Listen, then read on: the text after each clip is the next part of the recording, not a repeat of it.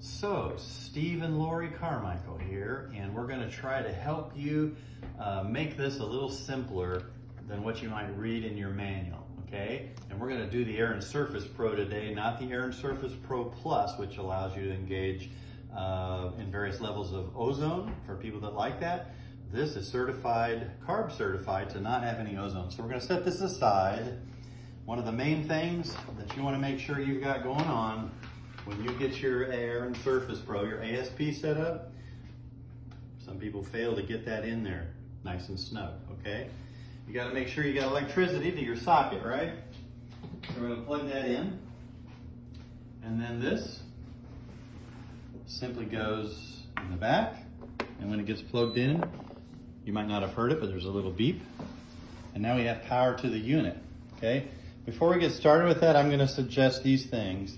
This is your little tiny screwdriver that comes in your manual packet. It's a little small for first time through, so factory tightness is a little tight.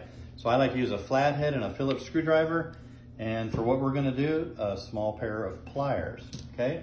So this is about maintenance and cleaning, not so much about operation, but if you're not familiar with the Air and Surface Pro, there's a little power button. You can see these little blue bands. And this is simply your fan speed. So that's lowest fan speed. And then even at highest fan speed, it's really pretty quiet. And then you can see this ion light is lit up. That means right now we're just getting the bipolar ionization, taking contaminants out of the air. So what is this you want to do next? You want to hit the Active Pure Plus one time. You'll see Active Pure show up there, and you'll see a cell show up there. That's a typical running mode. But if you want more active pure molecules going out into the air and on surfaces, and to have a little better control over odors and smoke, for example, then you run that up and you'll see that change to active pure ×2. So now you have both cells running, you have the bipolar ionization running, and again, this is carb certified, there is no ozone. So a lot of schools will engage in this particular device. So what happens when we want to go to do the maintenance? And I've already, as you can see down here, Lori, you'll show that. I've already taken out a few screws and stuff just to make this a little faster, a little shorter video to push around. So when you go do maintenance, oh, and there's a light that comes on every 30 days, but it doesn't know if the unit's dirty. It's just saying, hey, here's a reminder. So if you're seeing that light come on, you need to make sure to check the back and the top, and we'll go through that. But if you've got a unit that's in a, say a gym or a house with dogs, where you might have more particulate matter, you might want to, for the first month or so, you might want to check this more frequently, you know, protect your investment. So anyway, we're going to turn it off. I'm going to unplug it from the back. I'll just let that drop. We'll flip this around. I've already done a few things to simplify this and make it a little faster. A couple spring-loaded buttons. Back that off from time to time. You might find you want to wash it with soap and water, but just make sure you dry it good. This is your filter pack on the back. I've already removed this small screw here, and you can leave it out if this is for home use, but if you're concerned about some kid getting inside here and pulling this off, you can put that screw back in to keep this in place. Keeping in mind, you can only put it in one way. This peg here is longer, and it actually works a little switch in there. So even if it was plugged in, when I undo this, it's gonna knock off the power to the unit.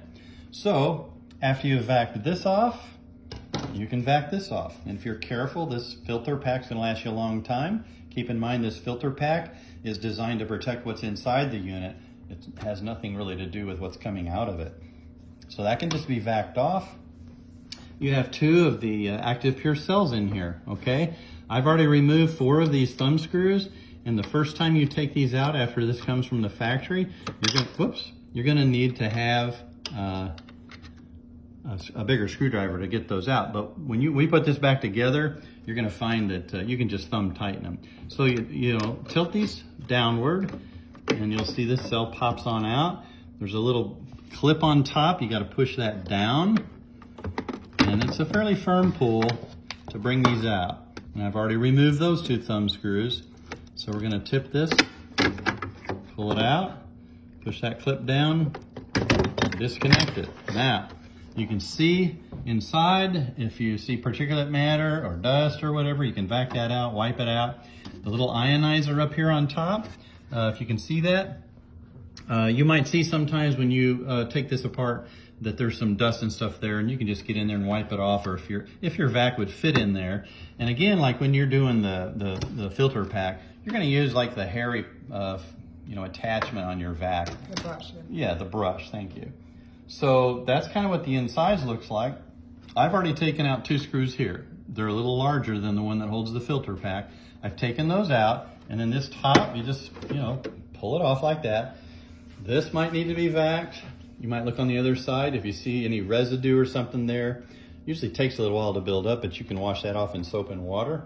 And then for those of you that don't feel as mechanically inclined, you can wipe your fan blades off, with just a slightly damp paper towel or a cloth.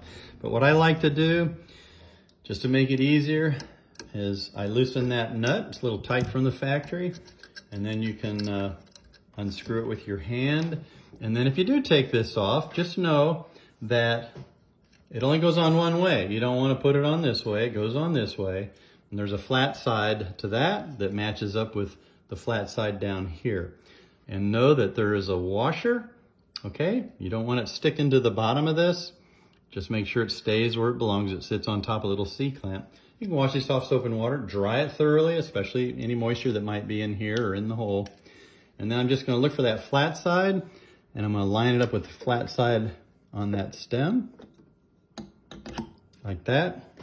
And then we're gonna put this little nut back on, and it goes all the way down, hand tighten it, and I just make sure to only grab the nut, not the plastic underneath it, give it a little bit of a twist. Then we can take this, and it kind of snaps back into place here.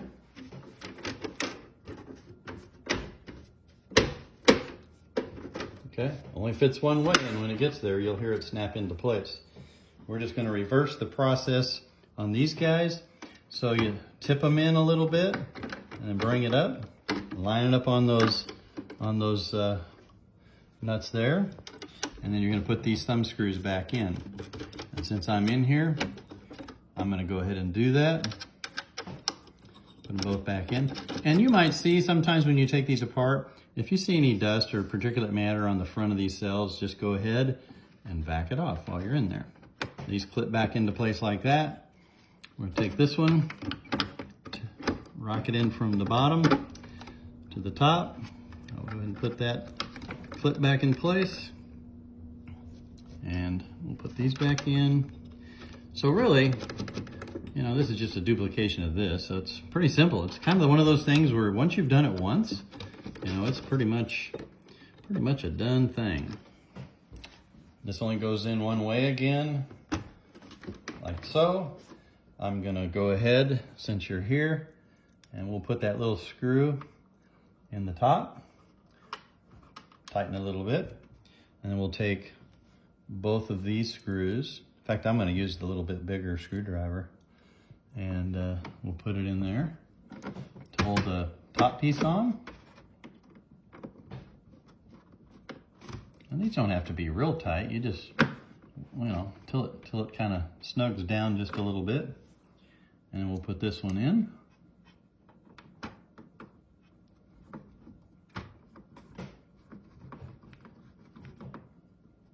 Okay.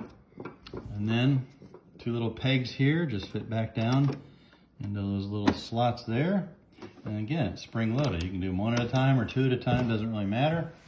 And then, if I haven't messed anything up, and plug it back in, give it some power, and